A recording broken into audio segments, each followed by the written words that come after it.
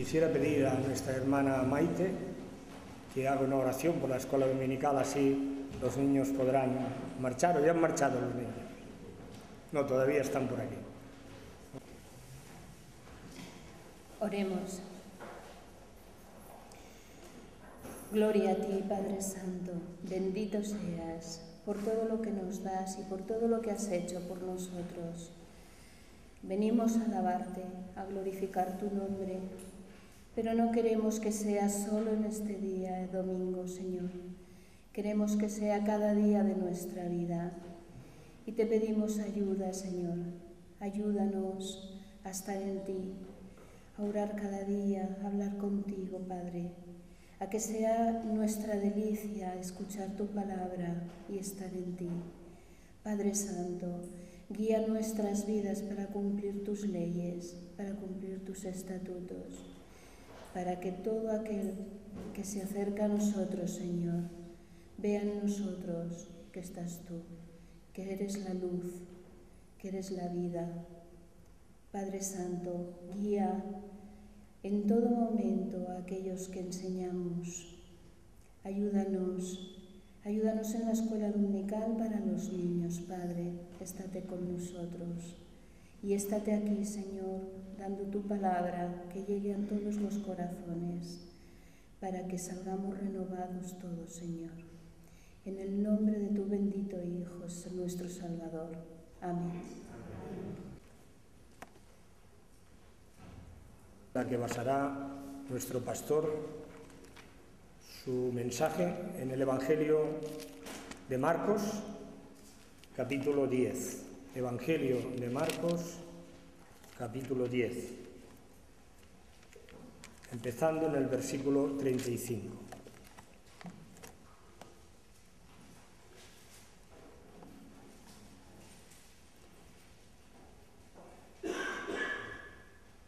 Entonces Jacobo y Juan, hijos de Zebedeo, se le acercaron diciendo: Maestro, querríamos que nos hagas lo que pidiéremos.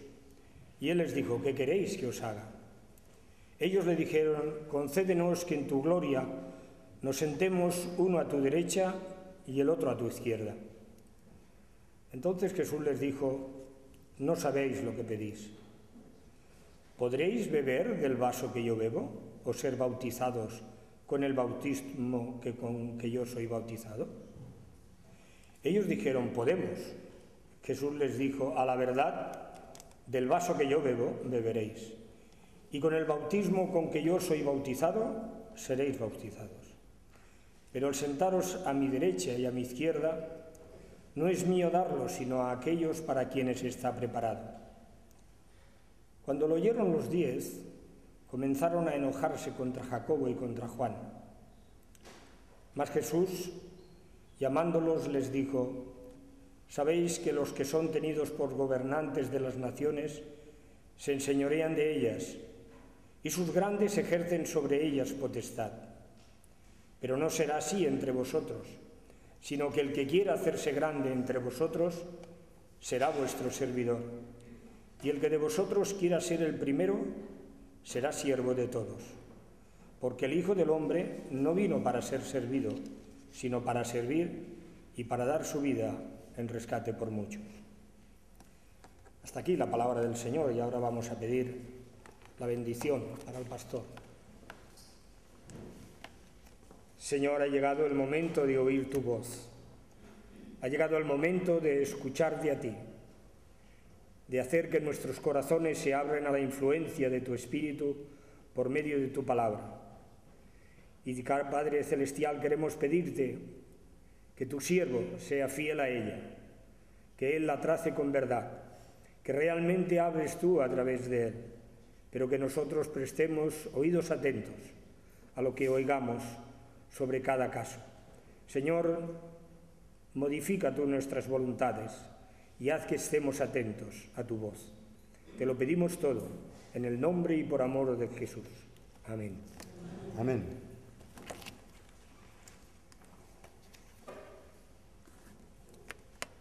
Quisiera hablaros en esta tarde de un incidente familiar que hemos visto reflejado en esta lectura. Un incidente familiar, había dos hermanos que tenían mucha ambición y que pidieron a su madre, Salomé, la mujer de Zebedeo, que les ayudara en conseguir lo que querían. La historia de este mundo es una historia de ambición. Es una historia en la que Jesús ya nos da unas pinceladas cuando nos dice que es normal, ¿no? Es normal en el mundo, es habitual que los gobernantes de las naciones se enseñoreen de ellas, que los grandes, los principales de los reinos ejerzan sobre ellas potestad, pero no será así entre vosotros. Hay un claro contraste entre lo que es el mundo y la familia de Dios, entre lo que es el reino de este mundo, el reino de las tinieblas de este mundo, y también esto contrasta con lo que debemos ser nosotros como hijos de Dios, que han sido trasladados del reino de las tinieblas al reino de su Hijo amado, al reino de luz, para anunciar las virtudes de aquel que nos llamó de las tinieblas a su luz admirable. O sea que tenemos un texto que yo creo que podemos entender muy bien, porque en primer lugar nos habla de un incidente familiar. Es un incidente de unos hermanos que además eran primos de Jesús. Salomé, la esposa de Zebedeo, era la hermana, según el Evangelio de Mateo y Marcos, en lo que se dice cuando las mujeres van al pie de la cruz, sabemos que Salomé era hermana de María. Por lo tanto, estamos en una situación de un incidente familiar. Hay unos primos que se sienten privilegiados porque Jesús es pariente suyo. Y es un incidente familiar también dentro de la familia de la fe, porque la comunidad de los discípulos de Jesús, los hijos de Dios, formamos una familia en la que tenemos un solo Señor y Salvador, hay un solo Padre, un solo Espíritu, una sola palabra, un solo bautismo. Compartimos estas cosas tan importantes en común, somos familia. Y aquí hay un conflicto entre estos dos hermanos. Los hijos del trueno eran personas muy especiales, tienen un apodo especial en los evangelios. Eran personas de mucho carácter, con ambición, como se puede apreciar aquí. Y su madre les ayudó en esta ocasión. Dice el texto paralelo en el Evangelio de Mateo que la madre se acerca a Jesús como portavoz de los hermanos, se postra delante de él como si le adorara, o en señal de gran respeto, y entonces le presenta como portavoz de sus hijos esta petición, porque quizá ellos pensaron, bueno, es su tía, ¿no? Tendrá alguna influencia. Le ha ayudado cuando María le estaba criando, su hermano le ayudaba.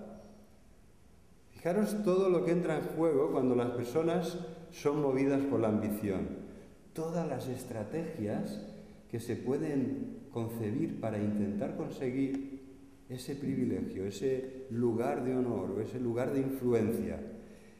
Todo lo que vemos cada día a nuestro alrededor, en los lugares de trabajo, en los ambientes del mundo en el que nos movemos.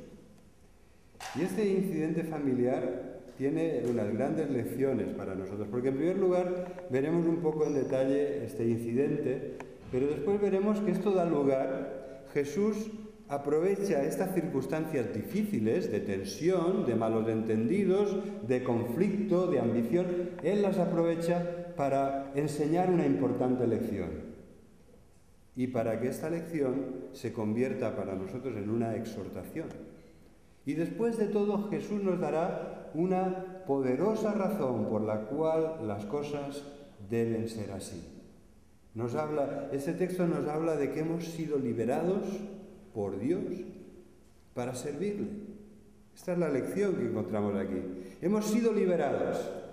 Éramos esclavos. Esto quiere decir que antes éramos esclavos y ahora hemos sido liberados y gozamos de la gloriosa libertad de los hijos de Dios, pero no para cuestiones de ambición, de poder, de beneficio, de intereses, sino para servir a Dios y glorificar su nombre, para ayudar a los demás, para que podamos ser instrumentos de bendición en las manos del Señor, que llevan el Evangelio, que llevan paz, que son portadores, que son canales del amor de Dios en un mundo enormemente necesitado de Él. Así que en primer lugar vamos a comentar un poco más este incidente. Vemos que qué humanos somos, ¿no? Esta es la primera lección. También en la Iglesia pasan estas cosas. Y pasan estas cosas desde un principio, porque aquí está Jesús que con toda su autoridad, con su infinita sabiduría, ha estado formando durante ya mucho tiempo, porque esto no sucede al principio, esto sucede al final del ministerio de Jesús. Y a pesar de ello, vemos cómo, a pesar de que hemos sido trasladados del reino de las tinieblas al reino de su Hijo amado, a veces todavía en nuestro comportamiento hay cosas que se resisten a salir de nuestra vida. Deben ser expulsadas de nuestra vida, deben ser mortificadas, deben ser anuladas, no sé cómo expresarlo, deben salir de nuestra vida. Ya no deberíamos ser así, ya no deberíamos comportarnos así, pero todavía, he aquí que todavía seguimos tropezando en esa piedra que hemos tropezado antes cientos de veces. Y el Señor, por esto, el mensaje de hoy es un mensaje de gran bendición para el pueblo de Dios, para la Iglesia de Jesús, porque es un mensaje que habla de liberación, auténtica y plena libertad del pecado, de sus consecuencias, de su poder, para poder servir a Dios. Porque mientras no seamos liberados del poder del pecado en nuestras vidas, siempre pasarán, siempre habrá estos incidentes.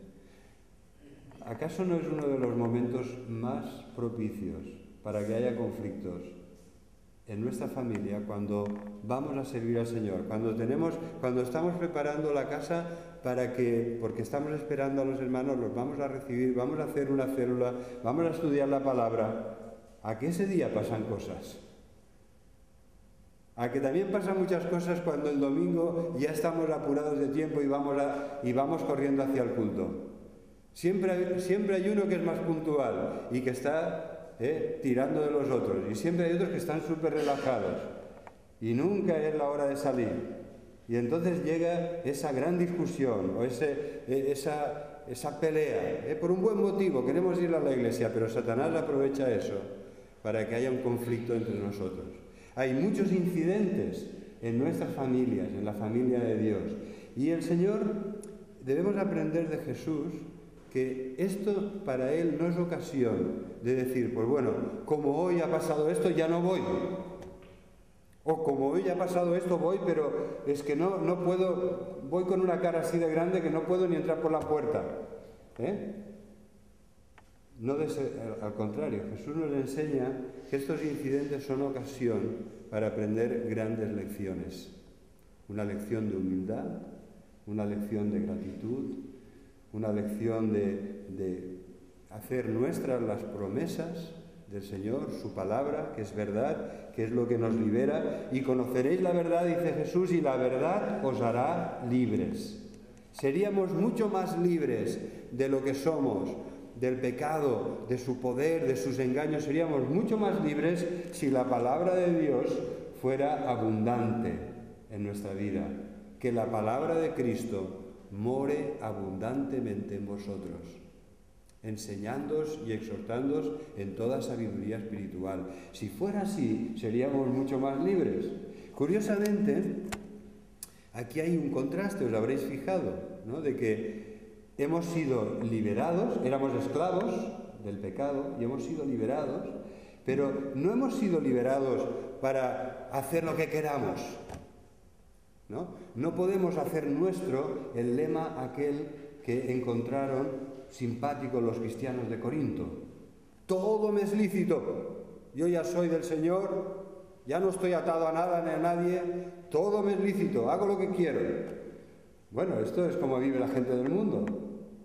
Esto más que la palabra de Dios nunca nos habla en estos términos, porque la palabra de Dios establece lo que está bien y lo que está mal, ¿no? Y no podemos decir todo, absolutamente todo me es lícito en el sentido absoluto de la palabra, porque no es así, porque lo que Dios prohíbe no nos es lícito, y lo que Dios nos recomienda, eso es lo que nos conviene. O sea que hemos sido liberados, éramos esclavos, hemos sido liberados, pero ahora el Señor quiere hacer de nosotros sus siervos. Quiere hacer de nosotros diáconos, ¿no? La Iglesia ha nombrado a 5 personas como diáconos, pero ¿sabéis una gran verdad? Que Jesús fue el primer diácono y que Él quiere que todos sus hijos, sin distinción de si es el pastor o son los diáconos, todos los de la Iglesia seamos diáconos, en el sentido de que la palabra significa servidores, personas que sirven a los demás, que ayudan a los demás. A mí me gustaría hoy aprovechar la ocasión para deciros que el Señor quiere que nuestra Iglesia sea una Iglesia en la que tú puedas sentirte no solo bien acogido y amado, sino también que puedas sentirte útil, en la que puedas servirle, en la que puedas encontrar tu lugar para hacer aquello que el Señor te encomienda y que tú haces bien y lo haces para la gloria de Dios y lo haces para ayudar a los hermanos. Así que esta forma parte de mi vocación. Por favor, habla conmigo. Si te sientes que no has encontrado algunas cosas para hacer, pues por favor habla conmigo, porque queremos no solo que te sientas bien, sino que te sientas útil y que seas útil, que seas de bendición, que puedas participar en un área o en otra sirviendo al Señor en la Iglesia. Estamos convencidos de que esto es su voluntad. Por lo tanto, hemos de ir con cuidado con una cosa. A veces interpretamos de una forma literalista, de una forma miopemente literalista las cosas, ¿no? Había un famoso teólogo de la antigüedad que interpretó de forma literal que hay personas que se hacen eunucos a sí mismos a causa del reino de Dios. Y así lo hizo, se mutiló a sí mismo. Y entonces resulta que hubo un edicto en la Iglesia, se trata de Orígenes, transcurrían los años 300 y pico después de Cristo, y después hubo un edicto para frenar esta forma literalista y equivocada de entender la Escritura, de que nadie que hubiera hecho esto, que se hubiera mutilado a sí mismo, podía ser obispo en la Iglesia del Señor. Así que él, cuando era joven, movido por su celo, hizo esa barbaridad y después la Iglesia le dijo: a causa de esto, ahora no puedes ser lo que tú hubieras deseado. Y aquí concretamente, si me acompañáis en la lectura del pasaje paralelo de Mateo, veréis que en Mateo capítulo 19 y versículo 28, Jesús les dijo a los apóstoles: de cierto os digo que en la regeneración, cuando el Hijo del Hombre se siente en el trono de su gloria, vosotros que me habéis seguido, también os sentaréis sobre 12 tronos para juzgar a las 12 tribus de Israel.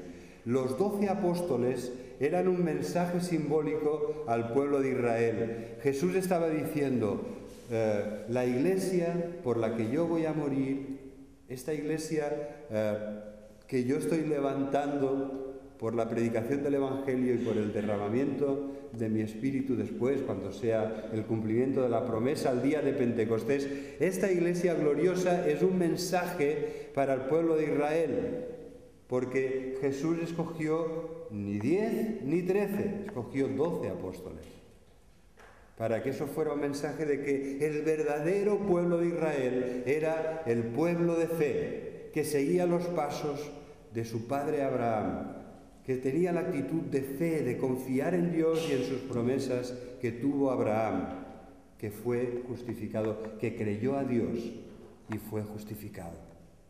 Y entonces, en este sentido, Jesús les acaba de decir esto, de que se iban a sentar en 12 tronos para juzgar a las 12 tribus de Israel al final, cuando Él vuelva en poder y gloria. Y entonces los discípulos es cuando le plantean, Juan y Santiago le plantean que ellos quieren estar uno a su derecha y otro a su izquierda. Entendieron de forma literal esto de los 12 tronos y enseguida dijeron: bueno, pues es cuestión, si hay 12 y nosotros tenemos parte en esos 12 tronos, queremos los mejores. La ambición, el orgullo, los intereses empiezan a moverse poderosamente en la vida de estos hombres. No se conformaban con ser ministros, querían ser los dos vicepresidentes, ¿no? Lo diríamos en términos actuales, no se conformaban con estar los viernes en la mesa de ministros, querían los dos lugares de honor y de autoridad. Pero esto produjo una reacción en Jesús que debemos analizar. Él lo que les dice es que esto no va a ser dado por solicitud o por oposiciones o por ambición, sino que esto forma parte del plan de Dios y que será dado a quien el Padre ha dispuesto que le pertenece. Versículo 40. Sentaros a mi derecha y a mi izquierda, no es mío darlo, sino aquellos para quienes está preparado. Y entonces los 10 comenzaron a enojarse contra Jacobo y contra Juan. Lo que les dice Jesús es, a ver, si tenéis tanta ambición, os voy a hacer una serie de preguntas a ver dónde estáis. Y la pregunta que les hace es el versículo 38. ¿Podéis beber el vaso que yo bebo o ser bautizados con el bautismo con que yo soy bautizado? Y ellos dijeron, sí, Señor. Entonces, si te hiciera a ti esta pregunta, ¿qué responderías? En este sentido, ellos demostraron una gran fidelidad al Señor. Su lealtad era realmente firme. Estaban dispuestos. Porque Jesús, cuando habla de una copa que va a beber y de un bautismo con el que va a ser bautizado, está hablando de mucho sufrimiento. Está hablando de su muerte en la cruz. Y les está preguntando, ¿estáis dispuestos? Jesús ha anunciado varias veces su muerte. Y les pregunta a ellos, ¿estáis dispuestos? Y ellos dicen, sí. Sí queremos estar a tu lado y beber esa copa y ser bautizados con tu bautismo. Y entonces esto es una lección para nosotros. A pesar de su ambición, de su equivocación, de todos estos intereses que demostraron, la otra cara de la moneda es mucho más positiva. Eran personas que amaban a Jesús y que eran fieles y que estaban dispuestos a sufrir por Jesús. ¿Sabéis quién fue el primero de los apóstoles que murió mártir? Fue uno de ellos. Fue Santiago. ¿Y sabéis lo que se dice de Juan, exiliado en la isla de Patmos? Que después del exilio vino el martirio, también a causa del Señor. O sea que fueron fieles a esta respuesta que dieron aquí a Jesús. Ellos no sabían en qué iba a consistir ni las vicisitudes de lo que iba a ser su vida, pero estaban dispuestos a seguir a Jesús con fidelidad. Estaban dispuestos a vivir con lealtad. Y esto es una gran lección para nosotros. También el Señor nos pide, sé fiel hasta la muerte y yo te daré la corona de la vida. Sígueme con fidelidad, a pesar de que a veces eso implique sufrimiento en tu vida. Sé fiel, sigue adelante, persevera hasta el fin y te daré la corona de la vida. Y después también hay una lección que podemos aprender de ellos, que ellos dijeron que sí, pero lo dijeron en un impulso, lo dijeron de corazón, pero después en la cruz le dejaron, ¿no? Solamente Juan después volvió con las mujeres. En la cruz, cuando llegó el momento de la prueba, del sufrimiento de Getsemaní, cuando Jesús fue prendido, huyeron. A veces también, como ellos, decimos que sí a la ligera, ¿no? Nos mueve el corazón, nos mueven los sentimientos. Señor, tú sabes que te amo, ¿no? A mí me da un poco, debo confesar, que me da un poco de pánico aquella canción que dice, oh Señor, cuánto te amo. Yo siempre pienso, Señor, cuánto me amas tú a mí. Y después con Pedro, cuando el Señor me pregunta, pues yo también tengo esa actitud de decir, Señor, tú sabes que te amo, ¿no? Tú sabes que te amo. 3 veces se lo hizo repetir Jesús, porque 3 veces le había negado Pedro. Señor, tú sabes que te amo. Pero la fuerza de nuestra vida no es que tú y que yo amemos al Señor tanto. La fuerza de nuestra vida es que Él nos ama con un amor eterno y nos ha amado hasta el fin, nos ha amado hasta lo sumo, nos ha amado hasta lo máximo. Ha muerto para liberarnos, para que seamos libres y podamos servirle.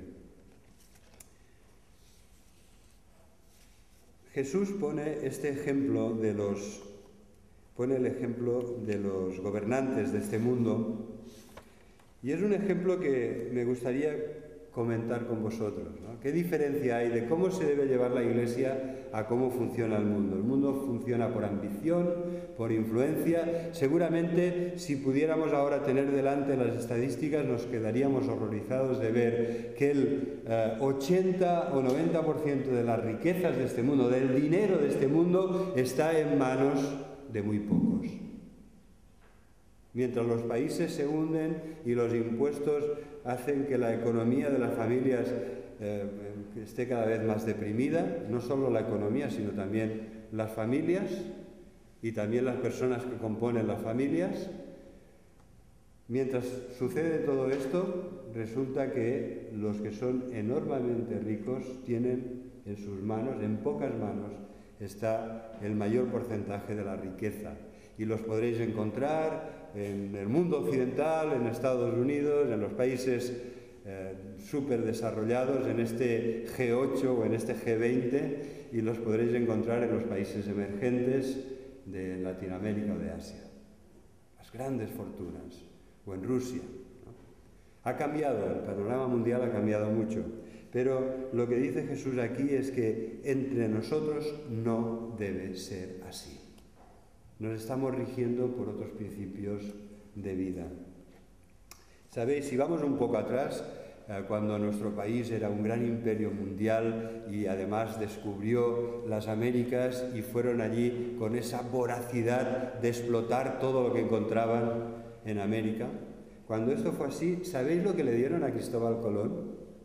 Bueno, además del título de almirante, los títulos eran almirante mayor, virrey de todas las islas, juez de todas las causas de mercancías, ¿no? Tenía todos los títulos y le daban el 10%, lo que no se sabe es cuánto se quedó, pero lo que le pertenecía por ley era el 10%. Los reyes católicos tenían mucho interés de que Cristóbal Colón se hiciera muy rico, porque si Cristóbal Colón recibía el 10%, ¿cuánto recibían ellos? Y el mundo funciona así. Bueno, pues si tú eres una persona inteligente, ambiciosa, lista y sin escrúpulos, pues hay personas ricas que van a confiar en ti para que tú puedas ganar mucho dinero y ellos más a través de ti. Pero, como veis, el planteamiento de Jesús es que de ninguna manera lo que en la época de Colón, ¿no?, se conocía como el virreinato y las capitulaciones de los reyes en favor de los virreyes de las Américas y de esas personas que explotaban todo lo que podían y que era, pues como os decía, con gran voracidad, ¿no? A diferencia de todo esto, Jesús dice, el que quiera ser grande, que sirva. Yo no tengo lugar donde reposar mi cabeza, o sea que el concepto de grandeza es completamente diferente del concepto de grandeza de este mundo. Pero además, el que quiera seguirme, que se niegue a sí mismo, que tome su cruz y entonces que me siga. Y que me siga como yo lo hago, sirviendo. La vida de Jesús se caracterizó en que anduvo haciendo bienes y liberando a los oprimidos por el diablo. Mirad, ojalá se pueda decir de cada uno de nosotros lo mismo. Mira, fulanito, José o Pedro, anduvo haciendo bienes. Qué forma, qué epítome tan bonito para una vida. ¿En qué consistió su vida? Anduvo haciendo bienes. ¿Sabéis lo que significa esto? Que se hizo grandes tesoros en los cielos. Porque anduvo haciendo bienes. Porque siguió el ejemplo de Jesús en liberando a los oprimidos de Satanás. Así que esto nos lleva al segundo punto de hoy, que es que Jesús les da, a través de esto que está sucediendo aquí, de este incidente, les da una gran lección, que es una exhortación para nosotros, y que es lo que encontramos aquí cuando Jesús les dice: Sabéis, los que son tenidos por gobernantes de las naciones, se enseñorean de ellas, y sus grandes ejercen sobre ellas autoridad y se llenan las arcas. Ah, no, esto no lo dice Jesús, pero es así, ¿verdad? Ya era así entonces y ha continuado siendo así. Lo que dice Jesús para nosotros, la gran exhortación que nos dirige aquí es: pero no será así entre vosotros, sino que el que quiera hacerse grande sea vuestro servidor. Y el que de vosotros quiera ser el primero, que quiera ocupar el primer lugar, que lo haga empezando ¿cómo es aquello de los postreros serán los primeros y los primeros serán los postreros? Jesús dice, el que quiera ser primero, que sea el siervo de todos, que se ponga al servicio de todos. Y aquí llegamos a esta gran conclusión. El concepto de grandeza en el reino de Dios es completamente distinto, ¿no? Jesús dice, hemos sido llamados a la salvación, a la santidad y al servicio. Y esto nos va a hacer personas mucho más felices que si vivimos para lucrarnos. El mundo dice, la felicidad consiste en tener dinero. Es verdad que cuando no tienes dinero tienes muchos problemas añadidos, ¿no? Y que es muy caro ser pobre, ¿no? Te lo pueden llegar a quitar todo. Es tan caro que te lo pueden llegar a quitar todo, incluso lo que ya has pagado, ¿no? Pero lo cierto es que cuando entiendes la gran verdad que Jesús comunica aquí, encuentras el secreto de la verdadera felicidad. La felicidad no la hallarás porque consigues acumular mucho, sino cuando consigues ayudar a muchos con lo que tienes, con lo que eres, con lo que vives. Cómo vives es de gran bendición y de ayuda para otros. La felicidad, entonces, como dice aquella poesía de Tagore, soñé y pensé que la felicidad era alegría, pero me desperté y vi que no, que la vida consistía en trabajar, en servir. Y entonces cuando serví me di cuenta que el servicio era alegría. O sea que el sueño no estaba tan lejos de la realidad. Pero no es la alegría en sí misma, sino una vida consagrada a Dios, una vida al servicio de los demás, una vida que transmite, que da felicidad a los demás, es una vida mucho más feliz que la del que vive para acumular y gastar egoístamente solo para sí. Y es en este sentido que Jesús dice, mucho más bienaventurado es dar que recibir. Mucho más. Y aquí está hablando de dar, que tu vida sea dar a los demás. Y no estamos pensando en dinero, estamos pensando en lo que fue la vida de Jesús. Él vivió para Dios y para los demás. Jesús no vivió egoístamente para sí, Él vivió para los demás, Él vivió para enseñar a los demás. Él ya lo sabía, pero Él vivió para transmitirlo a los demás. Él vivió para servir a los demás. Y el gran servicio que hace Jesús es lo que dice el versículo 45, que Él no vino para ser servido, sino para servir y para dar su vida en rescate por muchos.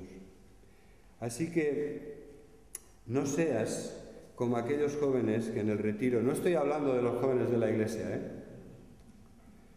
pero es raro, es una joya cuando encuentras un joven en los retiros de jóvenes que no esté allí pues para hablar con otros, para relacionarse entre ellos, para pasárselo bien, para salir de excursión, para dar una vuelta con los demás, para jugar, para charlar. Yo a veces he pensado que deben creerse que la comida se hace sola, que la mesa se pone sola, que los baños son autolimpiables. No es así, ¿verdad?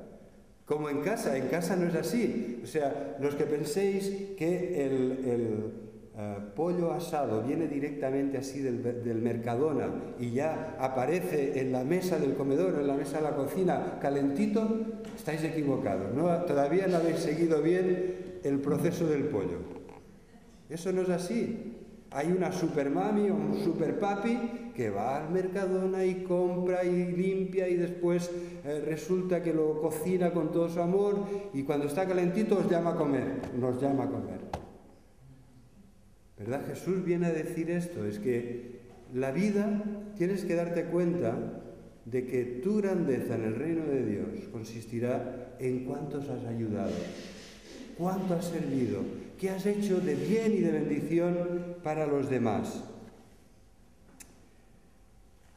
Y esto nos lleva a una parte importante que quisiera hoy abundar un poco más en ello, es la poderosa razón por la que esto debe ser así. No será así entre vosotros. El que quiera hacerse grande, que sea vuestro siervo, y el que quiera ser primero, que sea vuestro esclavo. Jesús utiliza las dos principales palabras para siervo del Nuevo Testamento, diácono y dulos, que es aún una palabra más fuerte que habla del esclavo, del que está rendido y bajo la autoridad de otro para hacer todo lo que le pidan. Y Jesús dice, deberéis ser así, porque yo he sido así. O sea, la razón por la que da Jesucristo de que las cosas son así es que nosotros debemos vivir de esta manera porque Él nos ha dado ejemplo, Él vivió así. Él vivió así. Él ayudaba, ¿sabéis una cosa? Él ayudaba en su casa. Él ayudaba a su padre. Estuvo 30 años ayudando a su padre en casa. Una de las señales de que Dios está haciendo cosas en tu vida, los primeros que lo tienen que notar deben ser tus padres y tus hermanos. Perdóname, yo estoy dirigiéndome así muy directo, pero es así, es así. Yo tengo el testimonio de padres que me han dicho, mi hijo o mi hija se ha debido convertir porque ha pegado un cambio en casa. Ahora nos ayuda.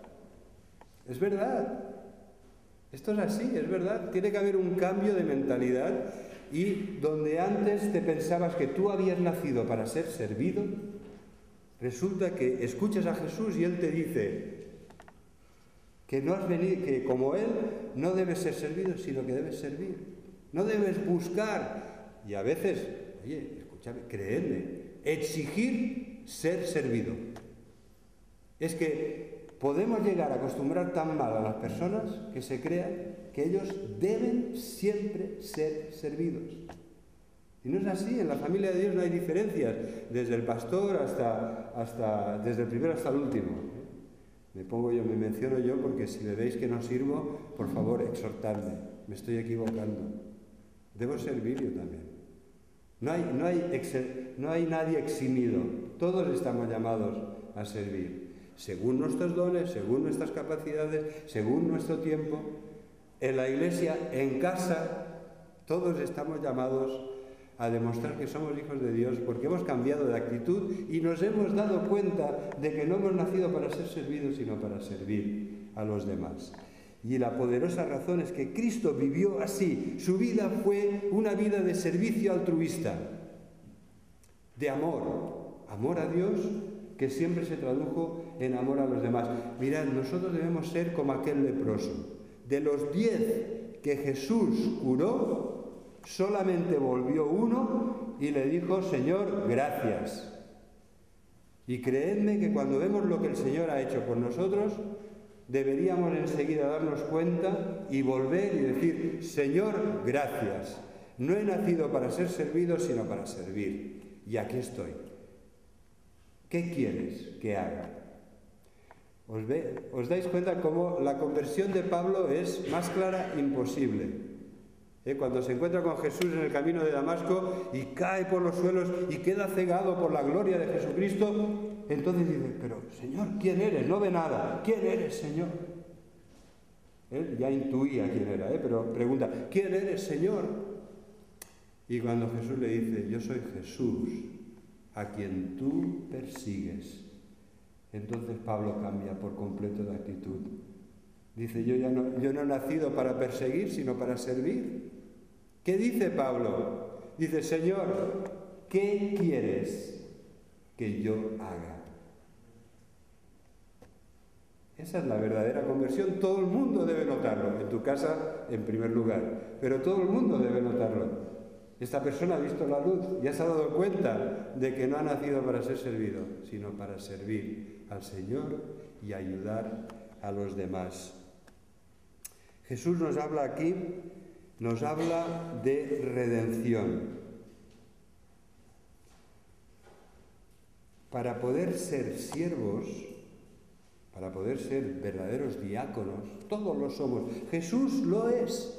Él aplicó a sí mismo esta palabra. Yo soy un diácono, yo soy un esclavo. No he venido para que me sirvan, sino para servir a los demás, y lo haré hasta el último aliento. Daré mi vida por vosotros, moriré en la cruz en vuestro lugar, cargaré vuestros pecados, derramaré mi sangre para que con ella seáis comprados, liberados y limpiados. Y es en este sentido que el Hijo del Hombre no vino para otra cosa. Este es el gran acto de servicio de Jesús.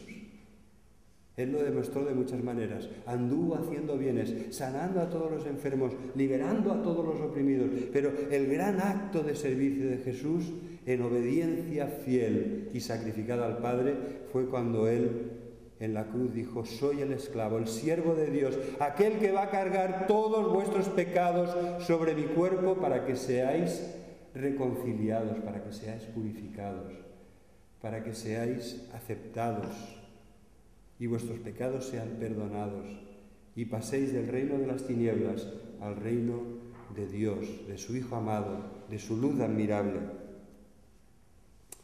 Así que vamos a comentar qué significa redención. Esta palabra que se traduce aquí diciendo Jesús dio su vida en rescate por muchos. ¿Qué significa esta palabra? Es una palabra especial, ¿sabéis? Solamente se utiliza aquí y en el pasaje paralelo de Mateo capítulo 20. La palabra redención, tal como se utiliza en este pasaje, es única, ¿no? Después en otros pasajes nos hablará de otros términos sinónimos que se traducen también por redención, pero aquí aparece la palabra lutró, que significa comprar para liberar. El concepto de redención es un concepto muy importante en la Biblia. Este concepto tiene tres hechos que debemos conocer muy bien. La redención es un rescate de alguien que era esclavo. Estos días estamos viendo cómo en Colombia hay todo un movimiento de liberación de aquellos rehenes de las FARC, ¿no? Y en un sentido se parece mucho. Jesús nos ha liberado porque nosotros éramos esclavos del pecado, y al ser esclavos del pecado estábamos bajo la ira, bajo la muerte y bajo el dominio de Satanás, que nos influenciaba con sus mentiras y ponía temor en nuestra vida, nos tenía esclavizados a través del pecado y de la muerte. Pero Jesús nos ha rescatado. ¿Cuál es el precio? Todo rescate tiene un precio. ¿Qué precio pagó Jesús? Bueno, este texto es diáfanamente claro. Para dar su vida, Él se dio a sí mismo, dio todo lo que tenía, dio su vida, derramó su sangre. El derramamiento de la sangre es siempre un símbolo de dar la vida. Ya no puedes dar más. Algunas veces, cuando alguien se siente ya con grandes necesidades, ¿pero tú qué quieres? ¿Qué quieres? ¿Que te dé mi sangre? Pues bueno, esto es lo que hizo Jesús. No pudo dar más. Dio su vida, lo dio todo. Derramó su sangre a nuestro favor, en rescate, para liberarnos. Y también lo que dice este texto es que esto es una sustitución. Dio su vida en rescate por muchos, en lugar de la paga del pecado es muerte. Nosotros hubiéramos debido morir. El castigo de nuestros pecados es muerte. Somos nosotros los que merecían morir. Y Jesucristo murió en nuestro lugar. Hay una sustitución. De ahí viene la palabra vicario, mal utilizada por aquel que se considera el vicario de Cristo en la tierra, pero la palabra vicario nos habla de esta idea de sustitución. Y Jesucristo nos sustituyó para salvarnos. Entonces a mí me gustaría que veamos de qué nos ha rescatado Jesús. Jesús nos redime, nos libera de la ley. Pero con esto, ¿qué quiero decir? Que ahora ya estamos libres y ya no tenemos por qué amar a Dios o amar a los demás, que es el resumen de la ley. Cuando el Nuevo Testamento dice que hemos sido redimidos de la ley, ¿en qué está pensando? Desde luego no hemos sido liberados, eximidos de amar a Dios y a los demás. Este es el propósito de nuestras vidas. Esto es lo que nos va a llenar de gozo en el Señor. Pero cuando el Nuevo Testamento nos habla de ser redimidos de la ley, nos dice que hemos sido redimidos de la maldición de la ley. Vamos a leerlo en Gálatas. Vamos a leer este precioso pasaje que nos habla en Gálatas capítulo 3, versículo 10. Porque todos los que dependen de las obras de la ley están bajo maldición, pues escrito está: maldito todo aquel que no permaneciere, es decir, que no obedeciere todas las cosas escritas en el libro de la ley para hacerlas. Maldito. El veredicto de Dios es este: si tú no has vivido siempre, todos los días de tu vida, obedeciendo todas las cosas que dice la ley, ha caído sobre ti la maldición. Maldito aquel que no permaneciere en todas las cosas escritas en la ley para hacerlas. Pero el Señor, vamos a leer el versículo 13, el Señor, Cristo nos redimió de la maldición de la ley, hecho por nosotros maldición, porque escrito está: maldito todo el que es colgado en un madero. Cristo, movido por su amor, quiso llevar Él la maldición que nosotros merecemos. Y ahora vamos a recordarlo juntos al compartir el pan y el vino. Si nosotros ahora tenemos acceso a Dios, tenemos libertad para acercarnos a Dios, para entrar al lugar santísimo de su presencia, es porque nuestro Señor y Salvador quiso llevar la maldición en nuestro lugar. Cristo nos redimió de la maldición de la ley. La maldición de la ley caía sobre nuestras cabezas y quizá todavía cae. Si tú todavía no te has arrepentido de todos tus pecados, si tú no confías en Jesucristo como tu único y suficiente Salvador, si tú no le has recibido como tu Señor, la maldición de la ley está pendiente sobre tu cabeza como una espada de Damocles. Esto es lo que dice la palabra de Dios. Solo aquellos que se han arrepentido, que han clamado, que han confiado, que como aquel leproso han vuelto agradecidos, han dicho: Señor, qué maravilla, tú has querido llevar la maldición de la ley sobre ti para que yo sea salvo. El Señor también nos ha redimido de la ley ceremonial. Nosotros ya no estamos confinados bajo la ley, encerrados, no estamos ya confinados bajo la ley. Ahora somos de la fe que iba a ser revelada. Como dice Gálatas 4:4, cuando vino el cumplimiento del tiempo, Dios envió a su Hijo, nacido de mujer, nacido bajo la ley, para que redimiese, otra vez la palabra, para que redimiese a los que estaban bajo la ley, a fin de que recibiésemos la adopción de hijos. O sea que nosotros hemos sido redimidos de la ley, de estar bajo un régimen en el que debemos siempre estar pendientes. ¿Qué dice la ley? Esto es lo que debo hacer. ¿Qué prohíbe la ley? Esto es lo que no debo hacer. Nosotros hemos sido redimidos, hemos sido liberados por la gracia de Dios y por la obra de Jesucristo de vivir así. Así vivían antes, porque la ley era el pedagogo que mostraba la pecaminosidad del pecado y nos llevaba a Cristo. Así hemos vivido antes. Pero ¿sabéis qué? Puede haber en nuestras iglesias algunos hermanos mayores, algunas personas que piensan que la bendición de Dios depende de su grado de consagración y obediencia, de su escrupulosidad en guardar todas las cosas de la ley y de la palabra de Dios. No, hermanos. Sí y no. Claro que hay una bendición en la obediencia. Claro que hay una bendición en la consagración, pero nosotros ya no estamos bajo la ley, hemos sido redimidos de la ley, de las obras, de aquella ley en la cual dependíamos de nuestra obediencia para la salvación y para agradar a Dios. Ya no es así. Nosotros hemos sido aceptos en el amado. Hemos sido justificados por la fe y estamos firmes en esta gracia maravillosa de Dios que se nos ha revelado en Cristo. Por la obediencia de uno hemos sido redimidos de las obras de la ley. ¿Sabéis qué significa esto? Que ya Jesús lo obedeció y lo cumplió en nuestro lugar. Y sabéis otra cosa, ha sido el único. Ningún ser humano nunca ha conseguido obtener la aprobación y la salvación por méritos propios, obedeciendo siempre en todo, permaneciendo siempre en todas las cosas de la ley. Nadie lo ha conseguido. Solo Jesús vivió así, con esa consagración, obediencia y fidelidad. Y aún Él, por lo que sufrió, dice la palabra, por lo que llegó a sufrir, aprendió obediencia. Esa fue la dura escuela del Hijo de Dios.